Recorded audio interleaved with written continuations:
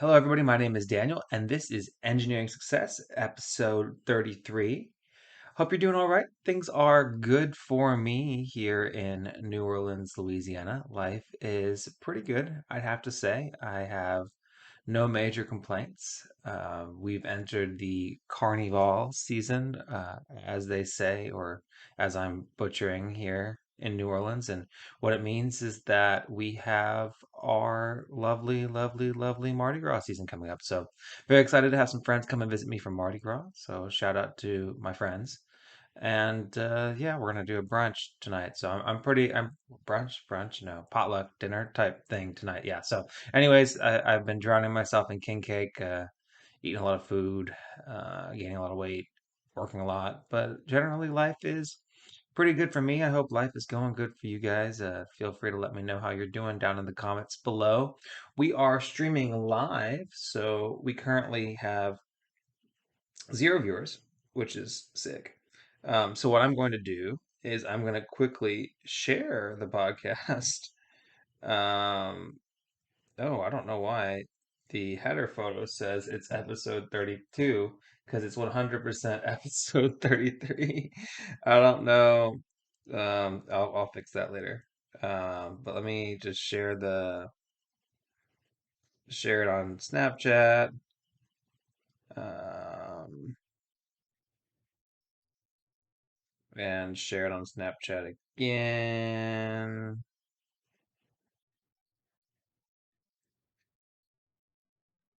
Episode 33 of the Engineering Success podcast is live.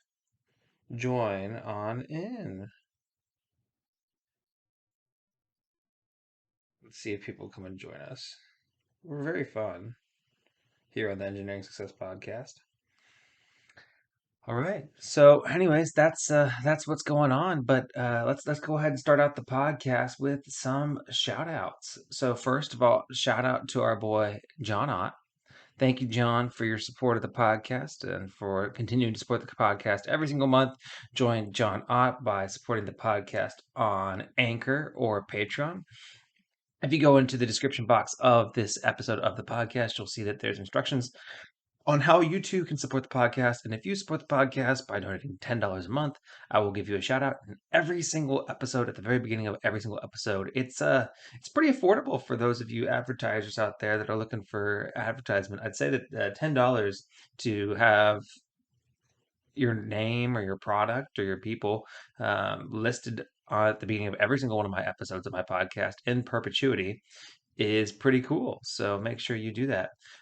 Also, shout out to our website. I'm going to show y'all something pretty cool here. So if you go into your google.com and you type in www.engringsuccess.com, you will see something pretty freaking cool. This is what you'll see. You'll see the web page for the Engineering Success Podcast. And what you'll see is that I will have uploads of the latest episodes of the podcast. You have the links to Anchor and Patreon to support the podcast. You can even sign up for a subscription to get notified each time I publish either a blog post or an episode of the podcast. All of that gets uploaded here and you can see a little bit of description about who I am, see what I'm doing on Twitter. Yeah, I'm working on the website. It's very new, but and you can see reviews, and you can even again sign up to stay in touch and see all the links to all my social medias. So it's pretty cool. I paid for a domain because I just love sinking money into this podcast that makes me no money. But it's my hobby. It's something that I enjoy. It's something fun. So I appreciate your support. And what you can see is you can see podcast. You can see an article I wrote on what are credit hours, which I guess I got to get rid of that.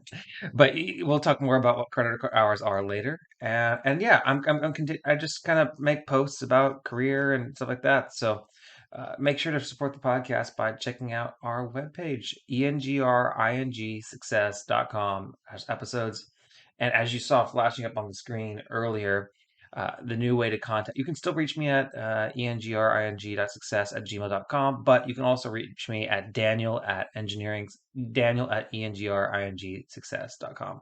Daniel at engineeringsuccess.com. So yeah, give me a ring, contact me, let me know how you're doing, and I look forward to hearing from you guys. All right. So, what are you most excited about?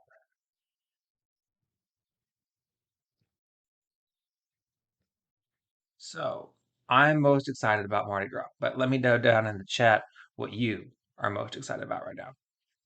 All right, well, let's get into the podcast. It wouldn't be an episode of Engineering Success Podcast without our good old friend, LinkedIn Lunatics. So, let's get into it.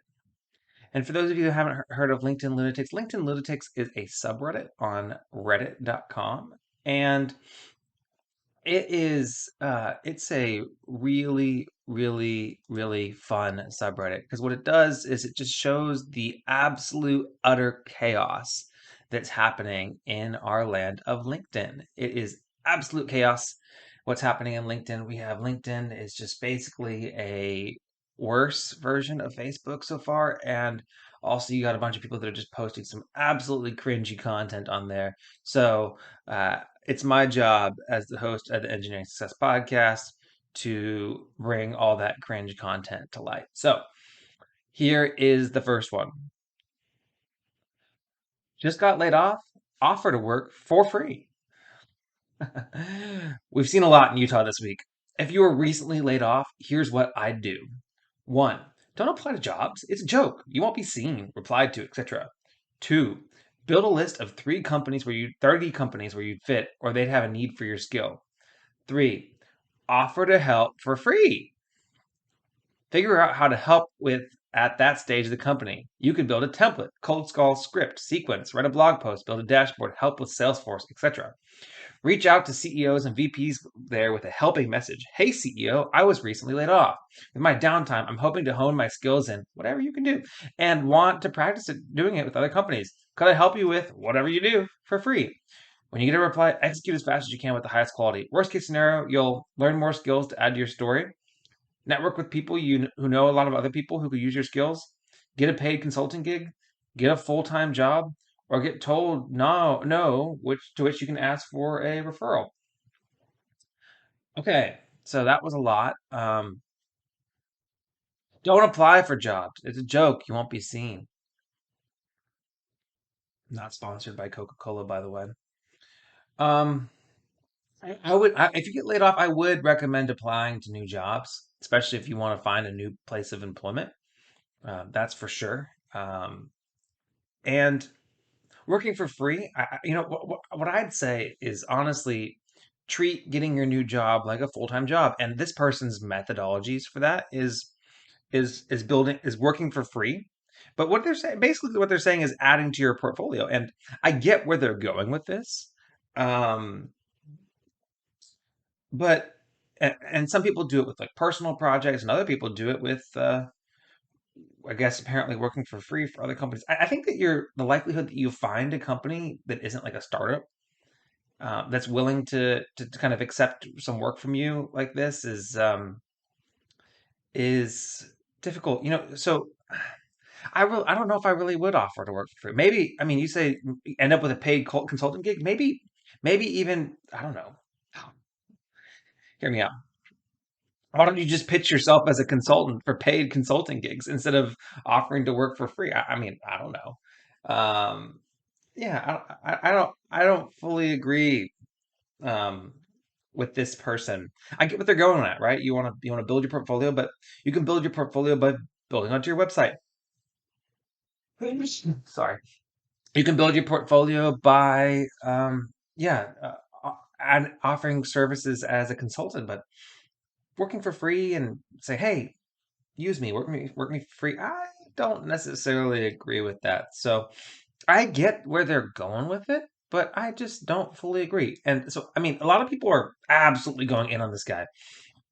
They're saying Frankly, any company that accepts random cold messages, people looking to work for free is a major red flag.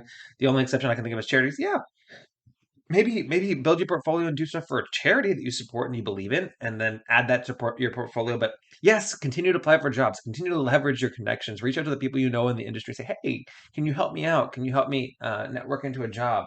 I would To advise against doing that is, in my opinion, kind of reckless. Here's a good one. I'd happily do your accounts payable for free. Just send me your bank login info and I'll get churning. I'll get cold calling customers, an agent of your company, and selling right away. Don't worry about my knowledge of the product or training or regulatory compliance. It'll be fine. Hey, I'm going to take your trademarked images and logos and make a blog. That's going to make me more employable, right? I mean, yeah.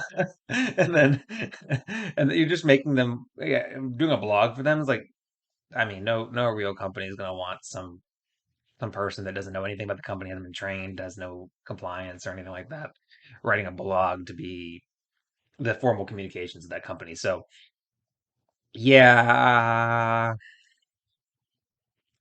I don't think that that's the best advice. So what I'll say is, I think that whenever you get laid off,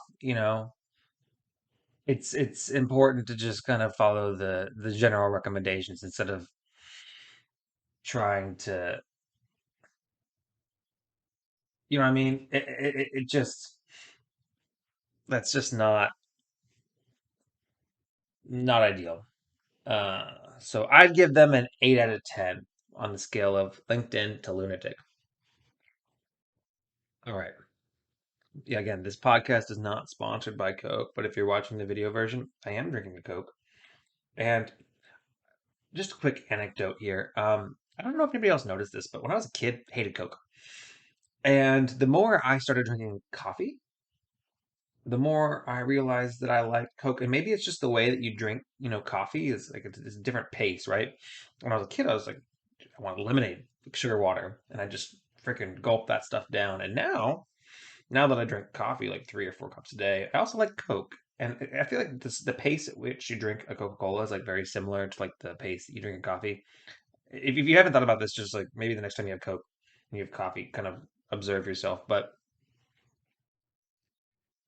the occasional small little savory sip of a Coca-Cola is and has become very pleasant for me. So Coca-Cola, if you're listening to this or watching this, you should support this podcast. And you should support the Engineering Success Podcast because I'd really appreciate it. That's for sure. All right. Let's go on to the next one. The next one is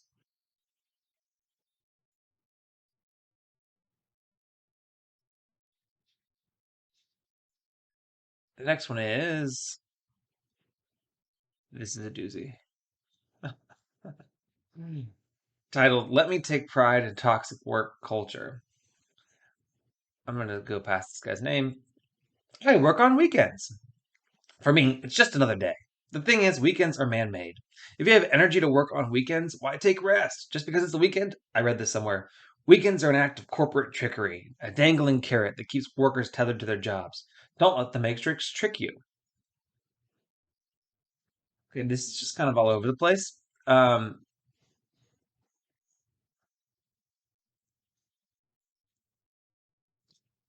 mean, maybe this man is a startup and he's like grinding every. I mean, if you count the stuff that I do for this podcast, I guess yes, I work on weekends, and this is kind of a continuous churn. So maybe for a startup that makes sense, but no, as an employee of a company that thankfully has a nine to Monday through Friday 5 day work week, thanks to lots of progress that has happened in society. Thanks. Yeah, no, I'm appreciative of my weekends off, and I will not be working weekends unless I absolutely have to. So yeah, I will rest because it's the weekend. Because you need rest. You're gonna burn yourself out if you're constantly working every single minute of every single day. It's the quickest route to burnout. So I'd say no. no, this is this. If you work for an employer, I'd say that this is absolutely terrible advice. And I don't let the Matrix trick you. Okay,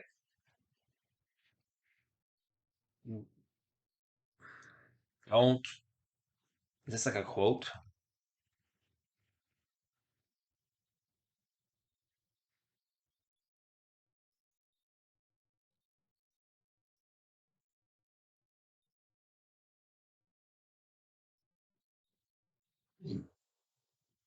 No. I mean, maybe we could watch this video about how not to become a bot by Neptune on YouTube, but no, don't let the Matrix fool you. No, there's nothing about this. This is not a thing. Okay, so here's what I'd say about this bad boy or this LinkedIn post. It doesn't make sense. I don't understand the advice here. So yeah, the working week is also man-made, and to be fair, we as people are also okay. I gotta see this. The working week is also man-made. To be fair, we as people are also man-made. What a prick. Yeah, the 2-day weekend exists only through years of campaigning by the likes of unions and other groups. This guy would like to see us go back to the 19th century. Yeah, that's yeah, not ideal, man. So here's what I'd say. I'd say this is terrible advice. 10 out of 10, LinkedIn lunatic.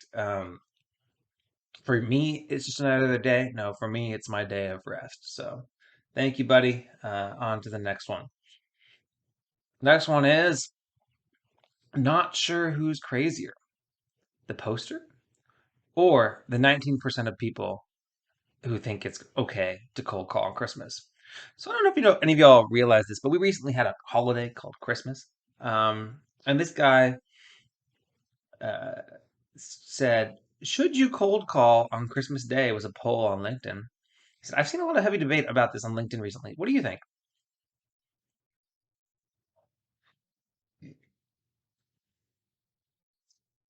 19% of, well, first of all, he asked the question, which is just no. The answer is no. No, you shouldn't cold call on Christmas Day. It's like a holiday everywhere, pretty much, unless it's not a holiday in the country that you live in. No, unless it's not a holiday, sure. If it's not a holiday wherever you live, that's fine. But if it's a holiday, especially, and when I answer everything from the U.S. perspective, right? That's insane. If somebody and only before 1 p.m., that's even worse. That's like my getting that's before 1 p.m. on Christmas. That's whenever I'm like having opening gifts with my family, having my family's breakfast. So no, no, it's not okay to cold call on Christmas. If somebody cold called me on Christmas, I would blacklist that company because their values don't align with the values that I want. That's not a hustle. It's not a sign of like dedication. It's a sign of insanity. And it's not what I want to work with. So, yeah. OMG, I can't think of a quicker way to make me avoid your product purely for the principle. Hate the words grind. Oh, sorry. I shouldn't have drank a Coke. I hate the words grind and hustle. Overused, silly.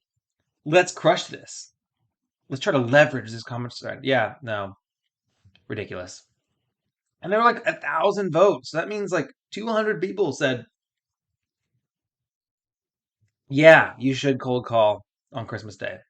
Maybe, just maybe he was like filtering this out so that that way he could see the people that said yes, so that that way he could personally cold call them on Christmas Day. I don't know. But yeah, kind of crazy. Kind of crazy. So yes, I give this one an 11 out of 10 on the LinkedIn lunatic scale. Again, LinkedIn lunatic is just the name of the subreddit. I'm not calling these people lunatics, but this is insane. So no, you should not cold call on Christmas Day. If you cold call me, I got one of those extended. I even got one of those extended car warranty scam calls on Christmas Day. I mean, these people don't rest. But gosh, no, no, no, stop it. Don't cold call on Christmas. So, all right.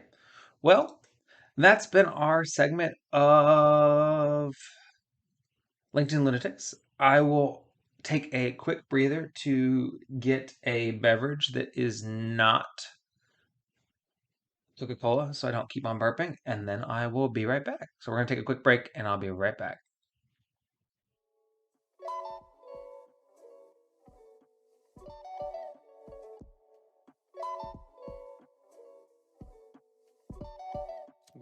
And we're back. So if you were listening to the audio podcast, then you should have gotten an ad there. Hopefully, we are still getting ads on the podcast in the time that you're listening to it. And if you're watching on the video version, you might notice I forgot to shave, so you're welcome.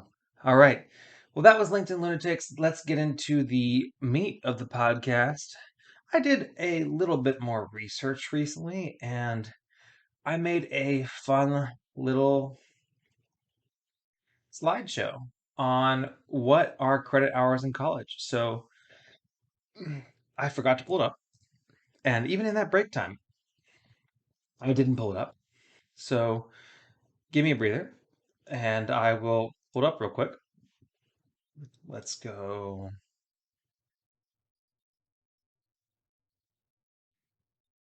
Let's go here. And you're going to just have to bear with me because I I messed up and I did not put it in full screen whenever I decided to present. So let's see what this looks like. It's in Canva. So you're going to just have to see it in Canva. So I was thinking about like things that whenever I was in high school were really confusing to me.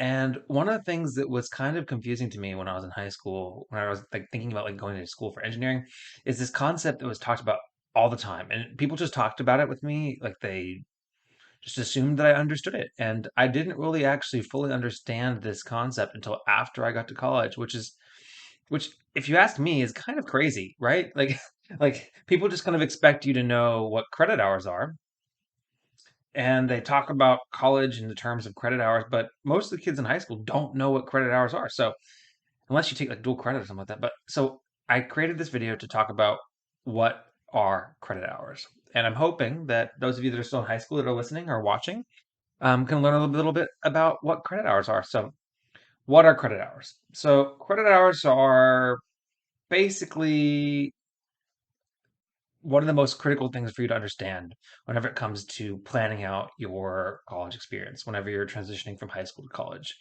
to go study for engineering.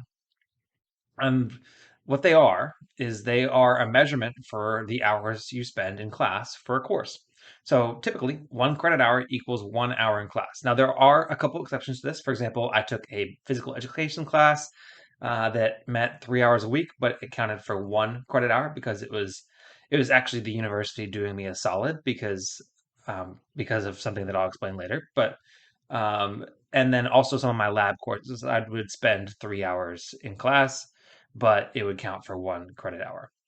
But for the most part, your general classes, the ratio is one credit hour equals 1 hour in class. And the reason why that's important is they are the basis of your payment. So again, I said the university was doing me a solid. They're making me basically not have to pay as much for my PE class because it was one credit hour. Um, they also are for planning and studying, and they also are for requirements for fulfilling your major. So credit hours for planning. Let's see if I no, I didn't go into it, but here's how they're used for planning. So the ratio for planning is 3 hours out of class for every one credit hour. So basically, if you want to figure out your schedule, then you multiply the number of credit hours you're taking times four, and that's the number of hours that you should expect to spend on that class. So if you're taking, I'll get into that later, but we'll talk about like the different loads and that kind of stuff. So there are also for hours requirements for fulfilling a major. So at my school, go Trinity University Engineering Science. And Farzan, you might as well start sponsoring the podcast. I'm just saying, Dr. Aminian, you got to start sponsoring the podcast. I'm just kind of shouting you out everywhere. But if you look at the degree programs, what you'll see is the program requirements include classes, but also credit hours. So you see, there's all these credit hours, and come on, there should be something. Yes, here we go.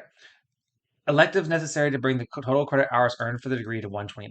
So whenever you're trying to earn a degree and you want to figure out how much it's going to cost for you to earn the degree, you calculate the number of credit hours, and you kind of also account for 4 to 6% inflation every single year on that, and that's kind of how you can financially plan how much your degree is going to cost you.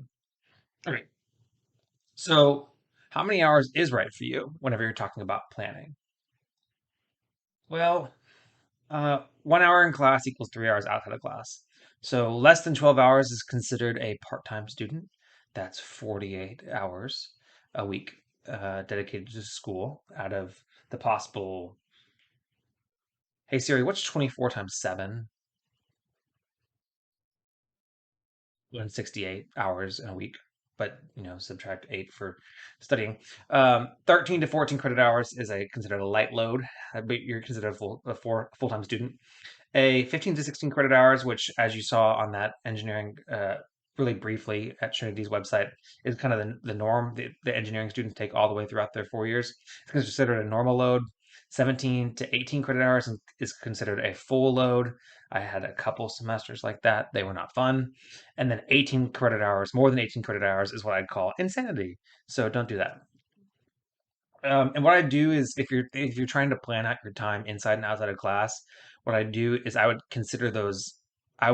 Even though you're only taking 1 credit hour in that lab class, treat it whenever you're planning like the full 3 hours, so that way you can see realistically how much time you're going to spend outside of class. Because not all labs are like that, but some labs can be super arduous outside of class. And shout out to my heat transfer and fluid labs and my controls lab, and actually a lot of my labs in college. But yeah, circus lab, yeah, all electronics lab, yep, yeah, all of them took a significant amount of time outside of class. And what I did is I found myself spending sometimes some weeks more time in my labs trying to get stuff done than in my actual classes. So yeah, definitely not absolved from the 3 hours outside of class for every hour in class kind of philosophy.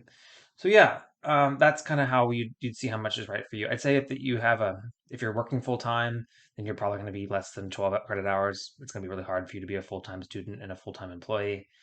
Um, if you don't have a lot of extracurriculars, if you're not too spread thin, then maybe you can try to push up in the 17 to 18 credit hours.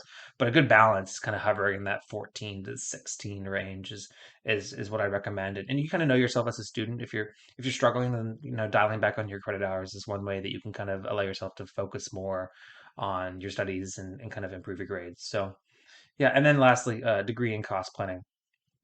We talked about it earlier. Credit hours are the requirements for your degree. So 129 hours was what I was required to complete my engineering degree. I think I did like 135 or something insane like that. I could find it somewhere. And then there's also credit hour requirements for general studies coursework. So you look at like you might have to take 3 credit hours in physical education and 9 credit hours in humanities, and I had or like 3 credit hours in religion, so one class in religion, or but it's not just one class. You have to have one class that actually fulfills the number of credit hour requirements. So that's kind of how it works. So I'm just curious. Let's see. Um,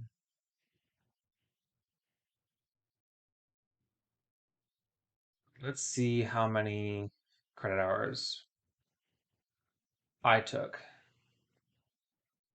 in college. I earned a total of 170 credits. That's insane. How many of them were for my degree, though? I couldn't do the math right now, but 170. Shout out. Now, I went into school with like 30, but still, 170 is insane. Oh, why did I care that much in college? But anyways, that is credit hours. So Hope you found it informative. If you have any questions about what are credit hours, let me know in the chat.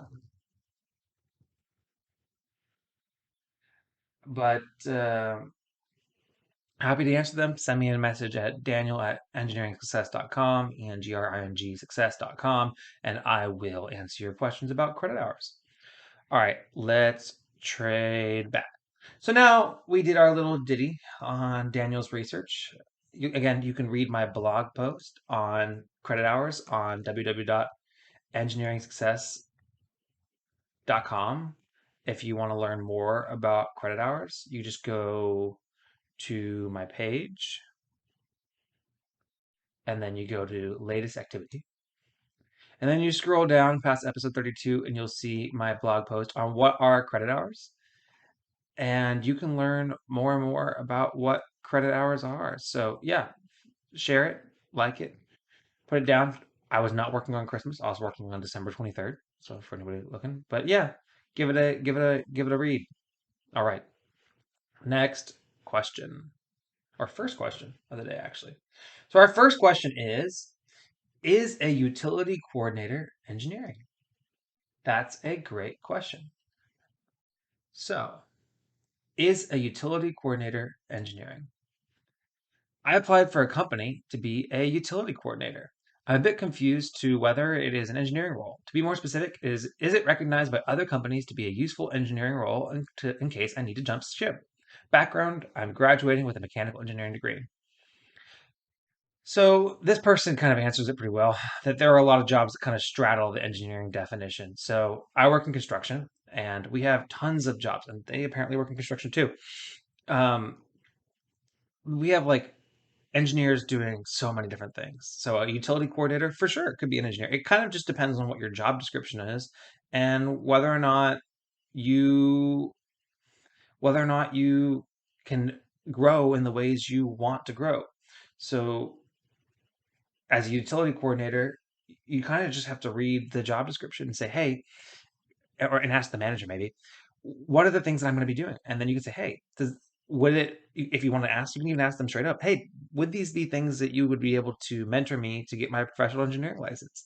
Picking that entry level job is can have a lot to do with picking the industry you work in for the rest of your career. So if you're interested in that industry and you're interested in the type of work that people do in that industry, then go for it. And you'll see that as an engineer, you're very marketable, you're very versatile. You can do a lot of different things. And I, my first job out of school was proposal coordinator, which I effectively was a pseudo project engineer running all of our engineering proposals that we submitted.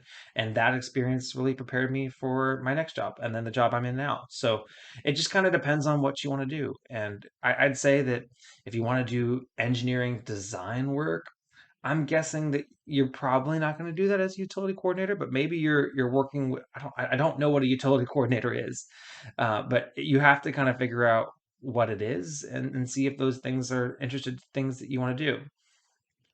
They would be now if the title says they need an EIT, then that's a good sign. And here's the here's the job description. EIT certificate or plans to pursue professional licensure. Good. So they want to develop you into professional engineer. Strong organizational skills. You support project managers and engineers with engineering design tasks for various projects. Apply technical expertise and able to work with a project team on conventional and unconventional projects.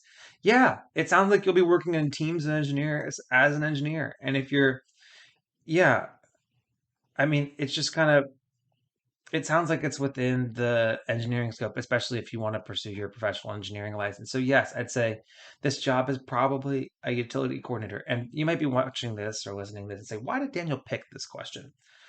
The reason I picked this question is because I think it's important for people in high school that are considering or college considering engineering to realize that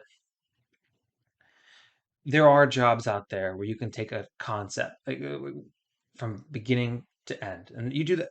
For example, in my engineering coursework, that's what I did. I had 4 semesters of engineering design coursework, and that's what I did. I found a problem and I solved it. I took it all the way from problem to concept to troubleshooting to presenting, and there are jobs like that R&D type jobs in industry where engineers can do that kind of thing, but that's not every job. In fact, a lot of those jobs are done people with maybe a little bit more education or specialized education, like a master's or a PhD.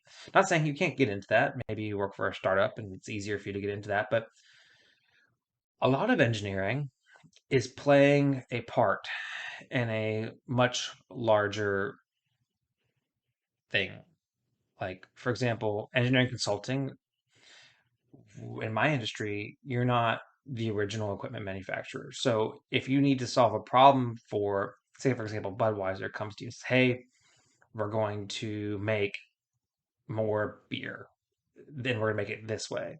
As the engineering consultant, you're not going down into like the technology to how they ferment the beer, and there's a separate company that specializes in making the equipment that do XYZ part of XYZ process, and some companies even do large parts of those processes. But as the engineering consultant, you're just pulling it all together. You're making sure that there's an adequate foundation and permitting and housing and power and um, utilities that connect into these things to run the systems, and then you run all this, you build all the system together, and you work with the construction firm to make sure that they're able to get the drawings so that they can build it, and you're taking things from, it's just a lot more moving pieces. So you're not taking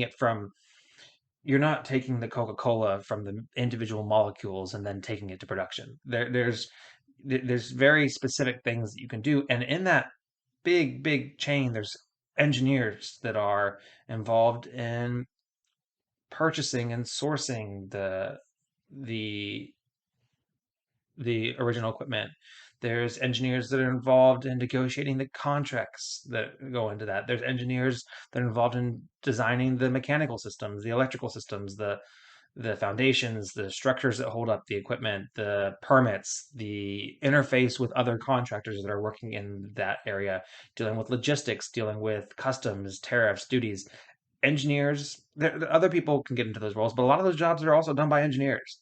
And for example, I'm an engineer and I work in contracts, and engineers that work in change management and work in estimating how much the whole thing is going to cost. There's engineers that are involved in so many different aspects, and that's just engineering consulting as an industry. So there's so many different titles that may not say engineer one, engineer two, engineer three, but you can do engineering. And in fact, I'd say that there's more of those jobs than there are design engineer jobs. So I'd say that, is it engineering? Well, you got an engineering degree, you learn how to solve problems, and if it is something that's interesting to you, then you can grow into it as an engineer, and it's probably going to be, the things you're most interested in are the things that are going to be the most lucrative to you. So yes, I'd say it is engineering, and this is one of my common rants. I kind of say this kind of thing a lot, but yeah, so you can do anything. So in that same spirit, oh gosh, I saved another question, and this one was, why don't engineers rule the world? And as you can see, it's since been removed. But I saved it anyways. The question is, why don't engineers rule the world? And they use a throwaway account. And the question was, and it got removed, but it's a good question, so that's why it's on the podcast. Engineers from all fields already kind of rule the world from a technical standpoint already, but we are at the whim of politicians and business people in all other aspects. We all know the difficult problems the world faces, and we are all motivated and smart enough to tackle them. The only thing stopping us is bureaucracy and money not going towards the right projects. I understand that is what politicians are for, but that clearly has not been working out. I always believe that engineers in all fields are always paid the most because they are hard to replace and find. However, I'm starting to think that they are paid the most to keep them in line. If engineers nationwide started getting paid less, it would have drastic consequences. The people that know the most, are the most passionate, and are the most capable would have reason to revolt and can do substantial damage to all aspects of industry. So they pay us large amounts so that we continue working for them rather than taking over control ourselves. How far are we going to let these things get worse before we come in and fix it ourselves? Why are we letting the greedy and idiots of the world make the decisions for the world that we created? Why haven't we done anything to stop this? We are fewer in numbers, but we already have agents in every aspect of the world and can tear it down from within easily. Why shouldn't we be dictating the direction of humanity? This is a genuine question, as it boils my blood every time I'm reminded of some moron in charge of something he doesn't understand. We need to rise up and take what is ours in this world. Nice. I hope y'all like the way that I read that, by the way. Um, I'd say, first of all, these engineers are involved in the, just look at the business level. I think that there's a statistic on this, but most Fortune 500 CEOs have engineering degrees. With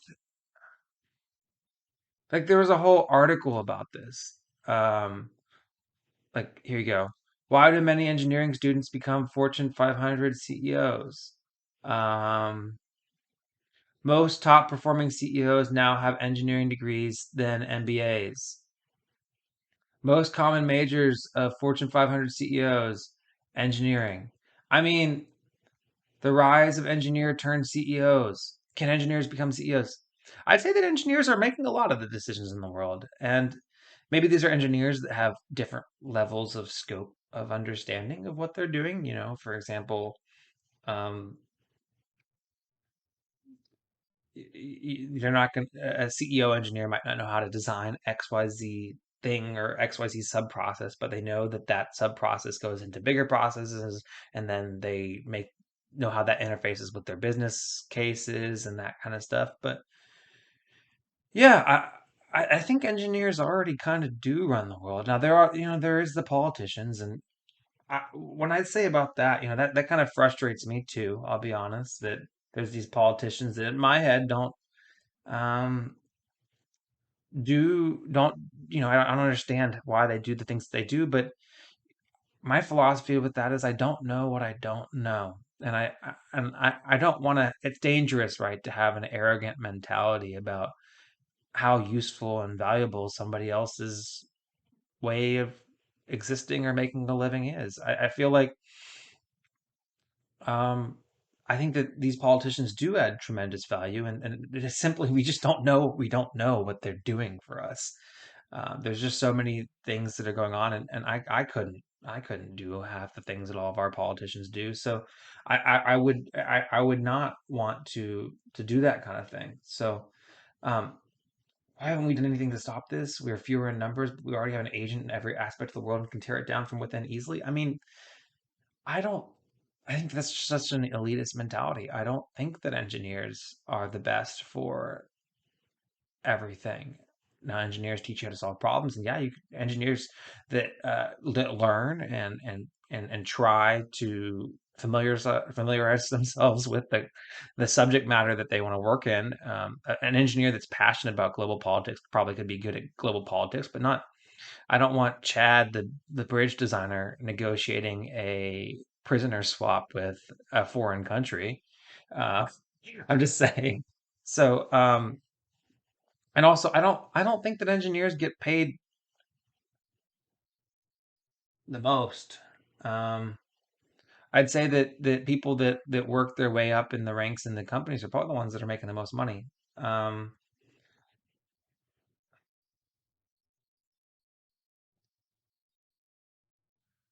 I just I don't know. I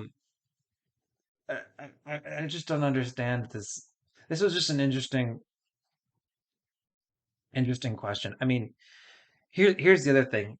Um, Engineers they get paid really well, but the engineer is not the only one that is valuable in a company. And I think that it's a really toxic mentality to have that kind of superiority complex as an engineer working for a company. Because all those jobs exist because they're important for the business case. So what I take away from this, if I was talking to a young engineer that might have this mentality, is that you need to recognize value and you need to be humble. whenever you work with your coworkers and you talk to your coworkers about what they do. And that humility will go a long way for you in your career. Valuing others, under trying to understand and find the value in other things around you and why things are done the way they are, even if you don't think that their degree to get to that position was as rigorous, is a really good way to help yourself be a better employee. So I would, if you have this mentality or a similar mentality to this of elitism as an engineer over other roles in the company, I highly encourage you to just take the time to talk to other people and learn about what they do, what it adds to the company, and that will make you a better employee and therefore a better engineer for the company you work with. So that was kind of all over the place, as is most of the podcast, to be honest. I think I just filmed this podcast to listen to the sound of my own voice. But alas, you listen to it, you watch it. So thank you so much for supporting the podcast. All right, next question. Next question is, how can you combine writing with engineering? And here it is.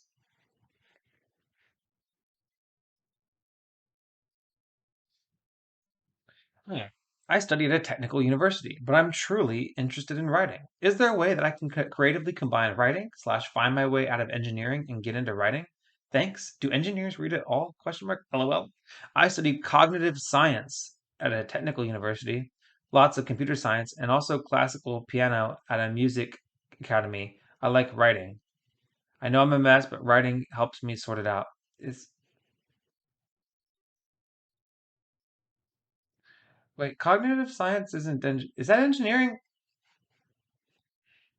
Is cognitive science engineering?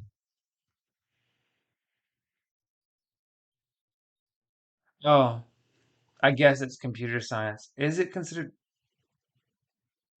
I guess it's a new thing. I've never heard of it before. Um, I'd say that yeah, engineers have to do a lot of writing because even if it's just emails, which is um, kind of interesting, but yeah, I mean, you have to be an effective communicator in everything you do, and some of that includes writing. So engineers do a lot of writing, and the engineers that are able to write and communicate things well over emails help us avoid meetings. And those are our favorite engineers, I will have to say. Those are the best engineers, the ones that can help eliminate meetings. So if you're a good and effective communicator over writing, that will help you be more successful as an engineer. And also, you also study classic piano at a music academy. Hey, I also studied classic piano. So shout out to that. But yeah, and you asked about creative writing. Um,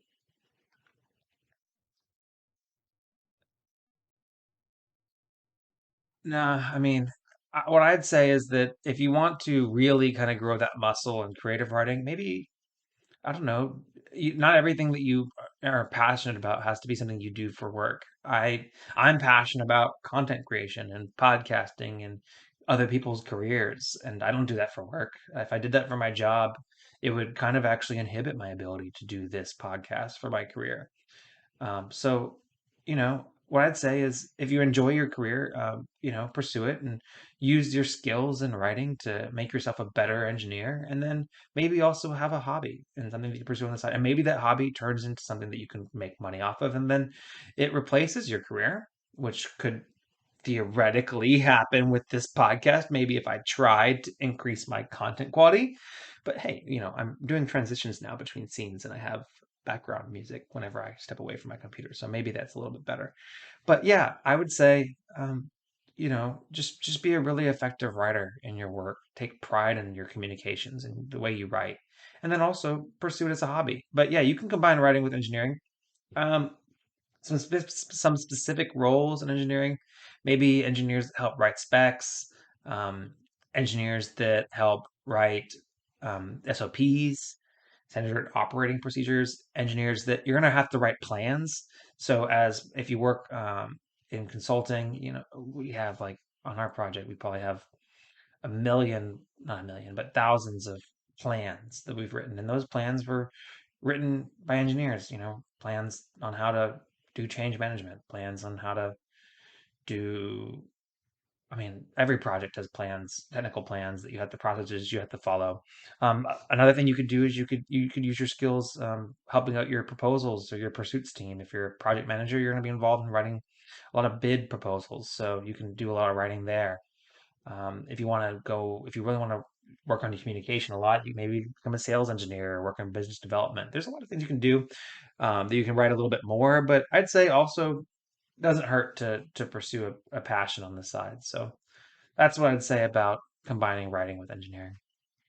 All right. Next question. Signed job offer, then received another with a 30% raise. Would you take the second offer? Hmm. Let's see. How bad is it to take the second offer? It's 30% higher than the first offer and a much shorter commute. I hate the situation, especially as both offers were through acquaintances who reached out to me months back, but take ages through the process. Offer one was faster verbally, so I sort of settled with it and even rejected offer two at a 10% raise a couple weeks back. Offer one was still verbal. Today, offer one became written. I signed it, and after a few hours, a revised offer two lands in my email with a 30% raise. I don't think I can reject it now.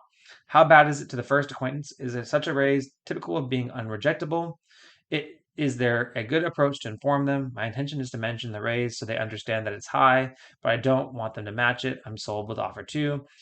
I had a slight preference since the beginning, but stuck with offer one as they were first.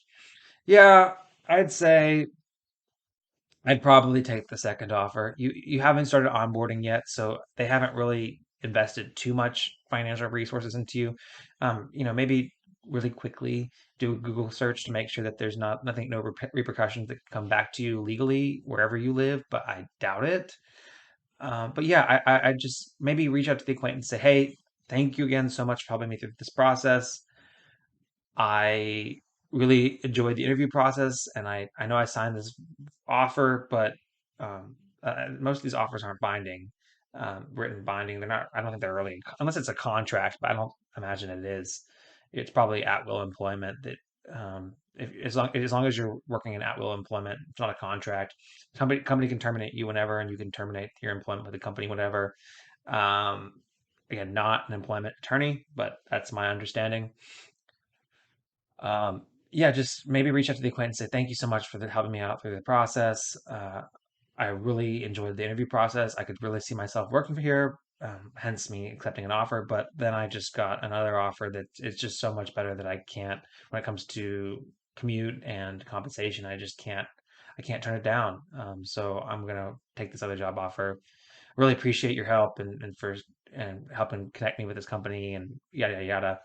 And if they're your friend, they're an acquaintance, they're somebody that you care about, then they're going to be happy for you. Most people should be happy for you. Even the recruiter on the other side should internally feel happy for you if they're a reasonable company. If they overreact and they go ballistic on you, then maybe that's not a acquaintance or company that you want to be affiliated with anyways. So yeah, I wouldn't. I mean, again, they haven't sent you a computer yet. They haven't um they haven't paid you a cost of living or a relocation bonus or anything like that. So, yeah, I would definitely take the other offer, take the higher pay. And other people say, oh, as long as you don't think you want to work at company one in the future, take company two. Yeah, it might be difficult, but hey, if you showed well enough in the interviews that they wanted to hire you once, they probably would hire you again if you kind of had a good explanation. And again, your explanation could be literally it was 30% more and a lower commute. I mean, that's perfectly reasonable reasons to take another job. It's a pretty strong thing. But I have a both of the offers are writing, so take the second one. The worst case scenario is that the second company rug pulls you. But if you think that there's a low likelihood that the second company rug pulls you, so that so that there's no situation where you ever have to go back with your tail between your legs to company one, then go for it. Take company two. All right. Three more questions. Next question is experiencing racism at work. What should I do? I started a new London based role and I experienced racism on my first day. An older female white colleague asked me where I'm originally from. I told her. She then responded with, "You look pretty for insert my ethnicity. You have a nice model like features, not like the big ugly lips they normally have." My response was shock. So I didn't say what I needed to say. I asked why. She said, "Usually they're ugly. My friend is from your country and she's ugly." I instantly felt unwelcome and as though I did not belong in this role. I am dreading going back tomorrow and facing her. She is someone without a filter. What shall I do? I'm probably better off saying nothing, not to not jeopardize my future, as I worked very hard to get into this field. My friends told me I should speak out, as she will continue thinking saying stuff like this is okay. Yeah, not cool. Not cool at all. So what I would do is I would first have a conversation with my manager about it. Hopefully this person is not your manager and say, "Hey, this is what happened and it made me feel really uncomfortable." And then your manager, since they've been there for longer than you, probably will have a better understanding of what the this politics and processes and procedures you can go through to deal with this. So if you talk to your manager, they'll likely either say, "Hey, this is something, hey, our HR team is really smooth. Go ahead and just report it to HR and there's XYZ levels of report. You can say, hey, you want to have an action or you just want to have it on file. Your manager can tell you, your manager could, if you want them to, could bridge a conversation with that person's manager or that person directly and help you navigate it. This is the first thing I'd do is reach out to my manager and just kind of describe what happened. Because a good manager would then kind of walk you through your options at the company and what your process is and what kind of things you can do, and then kind of give you a good perspective of maybe how those things have been dealt with in the past, or how you can deal with those things, and how the company deals with those type of things, what the culture in the company is, those type of things. Um, know what happened to the stream. Um, looks like the stream went down. Um, hmm, interesting. But yeah, I would say go for the conversation, right? And just kind of talk it out with your manager. And then if you want to, what I would say is is then kind of you can make a decision on what you want to do next. But your manager should be able to help you give you the confidence that yeah, this is what you kind of give you your options, and then you can have the confidence to kind of do whatever you want to do. So that's what I would do is just kind of talk to your manager. Um, this isn't even like a microaggression, as that one person said. This is like straight up racism, and maybe they don't realize it's a racist comment. So maybe the manager, kind of keep on watching it and kind of keep yourself prepared for practice what your statement will be to that person the next time that they make a statement that's racist like that. Which But man, I would just kind of first talk to your manager about it and kind of let them walk you through what to do. I wouldn't kind of take it into your own hands. I wouldn't come back at her with kind of snarky remarks. That's not really going to do you any justice. It might make you feel good at the time, but it's not really going to do anything for you. But yeah, I would just kind of talk it out with your manager and kind of see what to do. But man, that's terrible. I'm sorry that that happened on your first day of work. That's just a bad sign for the culture that they have at that company. But maybe, hopefully, it's just one bad apple. All right. Next question. Any other recent grads still amazed by how much free time they have now? All right. Let's copy it in here. Graduated 6 months ago, and honestly, I am still in awe of how much time I have for myself now. I work just 40 hours in my role, sometimes even less than that, and get to work from home 1 to 2 days a week. It's so much better than school, it's not even funny. Yeah, this is just a kind of here's what happens type of post that I kind of wanted to share for the current engineering students out there. It does get better, it is worth it. If you take your time and you pick a good company to work for, and you can kind of have the work-life balance that you want, and then you have your evenings back. I will say that you don't have those long breaks like in winter and summer anymore, but you do have your evenings, which in my opinion makes it all. Makes it all worth it, and it's really nice. I appreciate having my evenings. It's again, it's better than school for sure.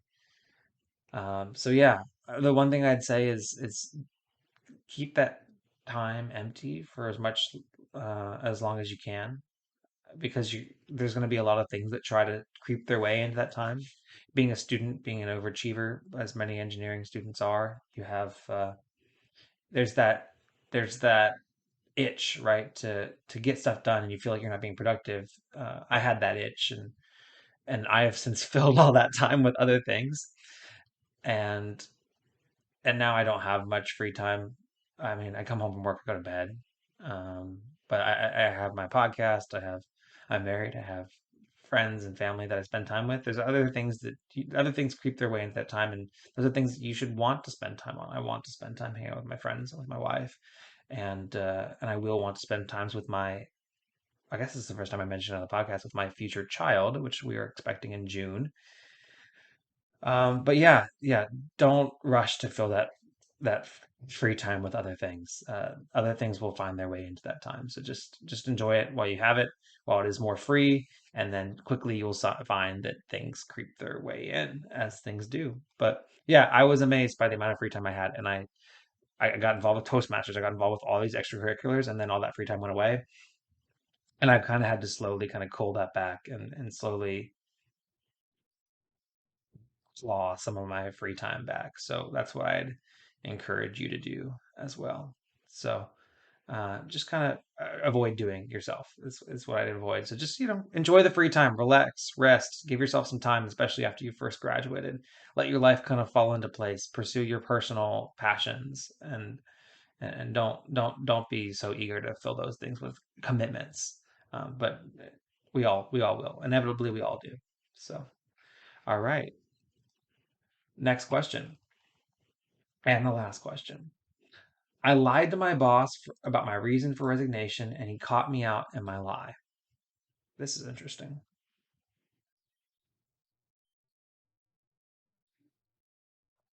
Question is that I told my boss over the Christmas period that I would be resigning due to moving locally, and he won't accept my resignation. He told me that many people in the firm commute to work up to 2 hours, and he said they could make it to work, something like work from home. I froze up on the phone and I just said that they can make it work, something like work from home. I froze up on the phone and I just said that there are other personal issues for my resignation. And he said I don't have to tell him, but we can discuss it after the Christmas break. The truth is that I'm moving universities interstate due to personal issues at home with mom and dad. I'm so damn nervous now because I have to talk to him tomorrow. Should I just tell the truth and prepare for all the damn awkwardness, or just continue with I have personal issues at home, don't want to work anymore? Yeah, so you said you're moving locally and you won't accept your resignation. And he said he just kind of opened the door saying, hey, if you needed to still work, and I don't know the nuances of this conversation, but I'm going to assume the best of your boss and say, hey, we can make it work and let you work from home. Sounds like he's just making it possible for you to continue working from them if you wanted to. But what I'd just say is, hey, you don't really have to give a reason whenever you resign. You really don't. So I just say, hey, I appreciate that, but I am no longer going to be able to work for this company more after XYZ date, as that will be my last day at the company, and then just kind of drop it. If you don't want to work there anymore, you don't want to work there anymore, and you don't really have to explain. It's I would give your boss a little bit of grace here. Other people might say, "Oh, they're unwilling to accept your resignation." If they're being like ridiculous about being unwilling to accept your resignation and they're constantly badgering you, yeah, I'd be annoyed. But if they just kind of in that moment kind of said, "Hey, well, we could do this, we could do that," then what I just say is, "Sorry, This is going to be my last day, and that's it." And drop it. So it's not really you don't have to tell him the truth. You don't have to open up about anything you don't want to open up to this guy. You're not going to work for him anymore. You don't owe him anything. But yeah, I just kind of that's what I do in the situation and just say, hey, uh, I appreciate you trying to accommodate me, but that's just not. I have other reasons for resigning, personal reasons, and I can't really elaborate on them. But I'm not. I'm XYZ is gonna be my last date, so that's what I'd say. All right. Well, thank you guys for listening to this episode of the Engineering Success Podcast. As you now know, we have a website, www.engineeringsuccess.com, engineeringsuccess.com. I'm having a child. I'm having a baby. I'm going to be a father. Somehow the world is letting me be a dad. So kudos, shout out to that. I hope to answer more of your questions. Write into me at Daniel at engring success. Um, I still have the potential interview on the hook. I have not lost it completely yet. Sorry, Mark. I Life has just been busy and I have not taken the time to write your script yet. I also haven't finished writing thank you notes to all the people that gave me gifts at my wedding. So that just shows you where I'm at right now. But I'm working on it. And please support the podcast. If it's not financially, share it with people that you think might listen to it, might enjoy it. Um, sorry, was I? Okay, I was gonna sneeze. Hey, share the podcast, rate it 5 stars on Apple Podcasts and Spotify. I'll read out all the 5 star reviews. And subscribe to the notifications either on YouTube, hit the notification bell, on Anchor or whatever your podcast provider is. Subscribe to the podcast. And on the website, subscribe to email notifications so you can get notified each time I make a post or post a new episode of the podcast. So, anyways, thank you for your support. This has been the Engineering Success Podcast, episode 33. I will catch you in the next one. Chasing payments, still playing in the basement while I'm working on arrangements. They heard the kid in 50 countries, thank God that's amazing. But I'd rather thank Spotify, they put me on the station.